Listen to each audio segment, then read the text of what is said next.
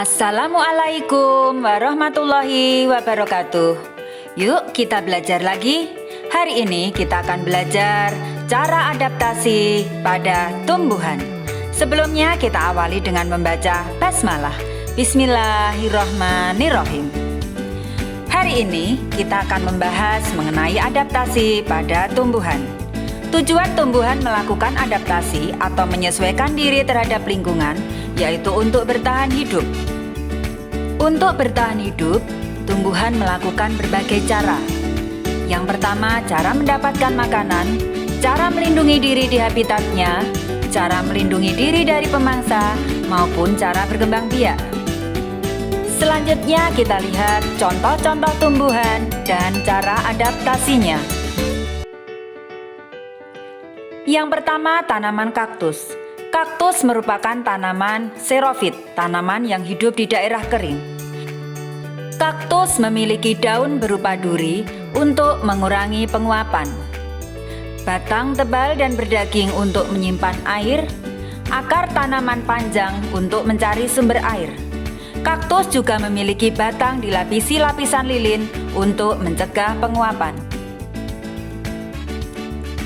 Berikutnya adalah lidah buaya. Tanaman lidah buaya memiliki daun tebal dan berdaging untuk menyimpan air. Tepi daunnya berduri, fungsinya untuk mempertahankan diri. Jati dan randu. Kedua tanaman ini menggugurkan daunnya atau meranggas, fungsinya untuk mengurangi penguapan. Ini dilakukan ketika musim kemarau atau kondisi sedang kering, agar tumbuhan bertahan hidup. Berikutnya, tanaman eceng gondok. Tanaman eceng gondok memiliki tangkai daun menggembung atau berongga untuk mengapung di air. Selain itu, memiliki akar lebat untuk menjaga keseimbangan agar tidak terbalik. Berikutnya adalah tanaman teratai. Tanaman teratai merupakan tanaman hidrofit, tanaman yang hidup di air. Teratai memiliki daun lebar dan tipis untuk memperbesar penguapan, sehingga tanaman tidak mudah busuk. Selain itu, memiliki batang berongga untuk menyalurkan udara dari daun ke akar.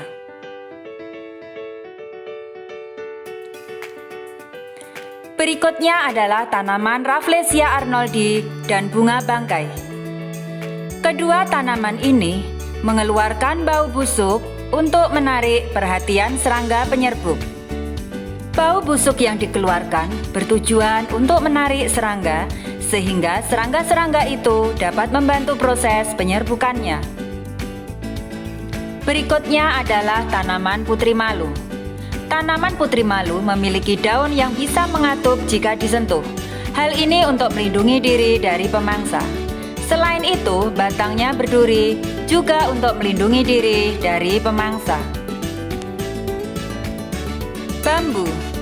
Bambu memiliki batang yang dilapisi bulu-bulu halus dan tajam untuk melindungi diri dari pemangsa. Bulu-bulu tersebut menyebabkan rasa gatal pada hewan-hewan herbivora yang mau memangsanya. Berikutnya adalah tanaman talas. Talas merupakan tanaman higrofit, yaitu tanaman yang hidup di daerah lembab. Talas memiliki daun lebar dan tipis, fungsinya untuk memperbesar penguapan.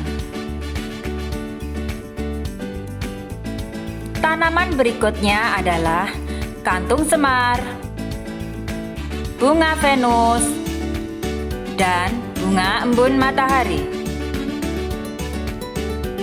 Ketiga tanaman ini memakan hewan untuk memenuhi kebutuhan nitrogennya. Kantung semar dan bunga Venus mengeluarkan cairan nektar, sehingga serangga mendekatinya. Jika serangga sudah terjebak, serangga akan dihancurkan dan diserap nitrogennya oleh kedua tanaman tersebut. Bunga embun matahari mengeluarkan cairan manis dan lengket.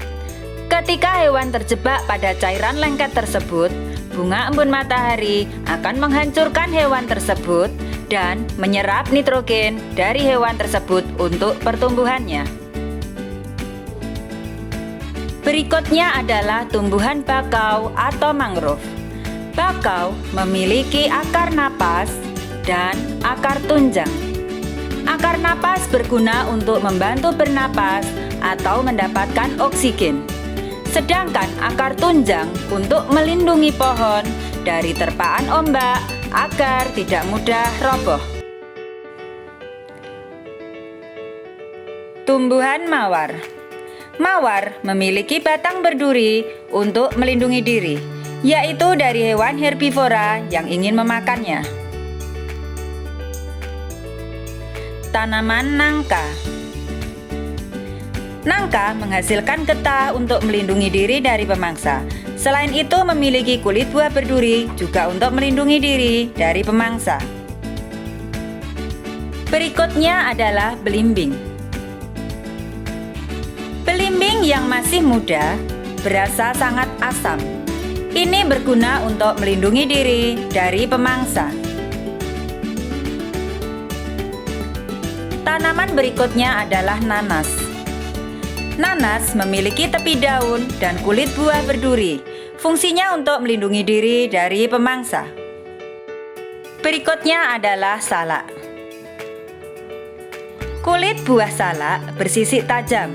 Selain itu, salak memiliki batang berduri untuk melindungi diri dari pemangsa. Tanaman jahe.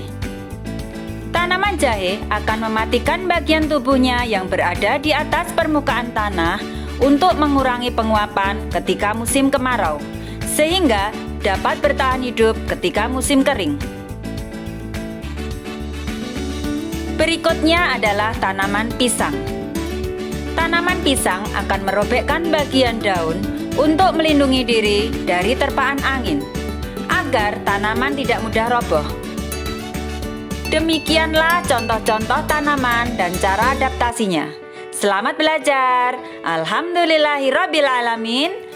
Wassalamualaikum warahmatullahi wabarakatuh.